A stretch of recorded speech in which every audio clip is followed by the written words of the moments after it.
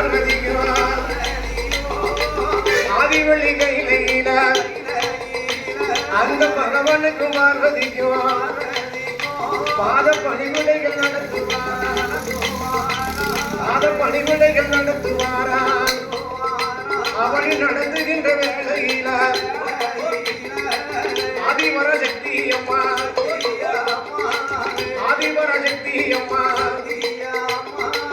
ஆண்டவனின் இடமதியில பகவானி பரம்பொருள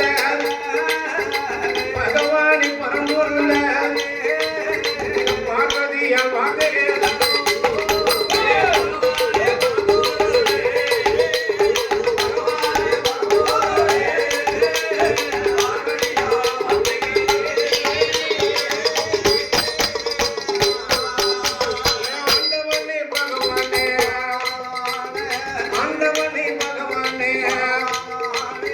ஆதிசக்தி உமையவளா ஆண்டவன் ஆகிடமடியில ஆண்டவன் சிவபெருமானிடத்திலே பார்வதாதேவி அம்மாள் படியிழந்து வரக்கூடிய சிவபெருமானுக்கு பாத பூஜைகள் எல்லாம் அப்படி அழகாக செய்து வரக்கூடிய வேளையில அந்த தேவாதி தேவர்கள் மூவாதி மூவர்கள் எல்லோரும் ஒன்றாக சேர்ந்து அந்த கைலாச பர்வதத்திலே பகவானுக்கும் பார்வதிக்கும் திரு கல்யாண காட்சி செய்து பார்க்க வேண்டும். ஆண்டவனாகப்பட்ட சிவபெருமானுக்கும் அம்மை பராசக்தி பார்வதா தேவிக்கும் திரு கல்யாண காட்சி செய்து பார்க்க வேண்டும் என்று சொல்லி என்ன விதமாக செய்யறாங்க தெரியுமா? அங்க கொட்டகை பந்தலிட்டான் கொட்டகை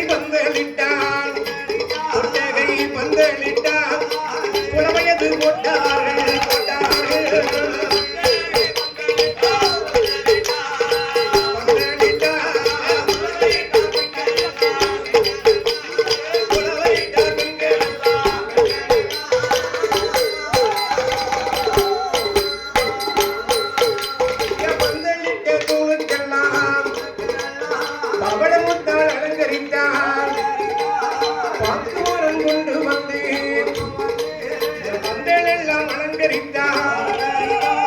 தென்னை மரம் கொண்டு வந்து இந்த தெருக்களெல்லாம் அலங்கரித்தார். வாழை மரம் கொண்டு வந்து கைலாச வாசல் எல்லாம் அலங்கரித்தார்.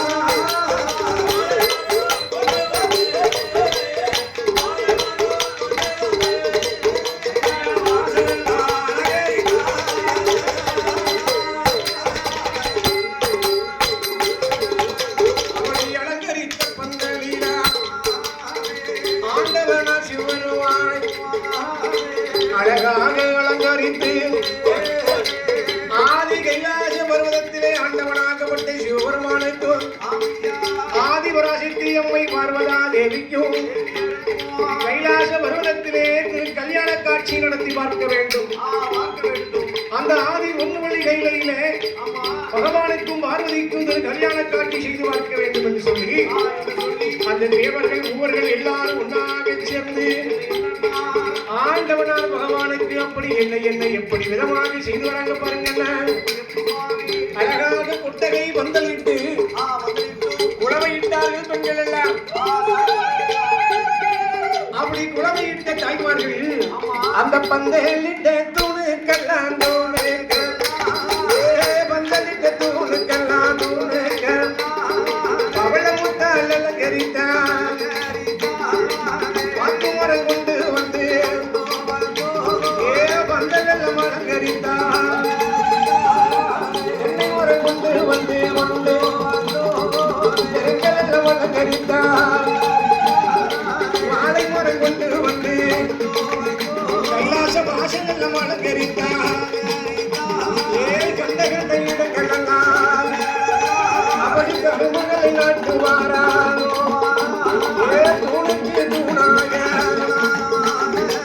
உண்டாத மணி விளக்கு அழகுடன் நிகழ்த்தவாது பகவானுக்கும் பார்வதிக்கும் கல்யாணம் நடக்கவென்று அப்படி கல்யாணம் நடக்குதென்று அந்த தெய்வலோக பெண்கள் வந்து நதியா ஆண்டவன் அறிந்தமதியா ஐயா ஆண்டவனே பகவானே பகவானே ஆதிசக்தியோட பகவானே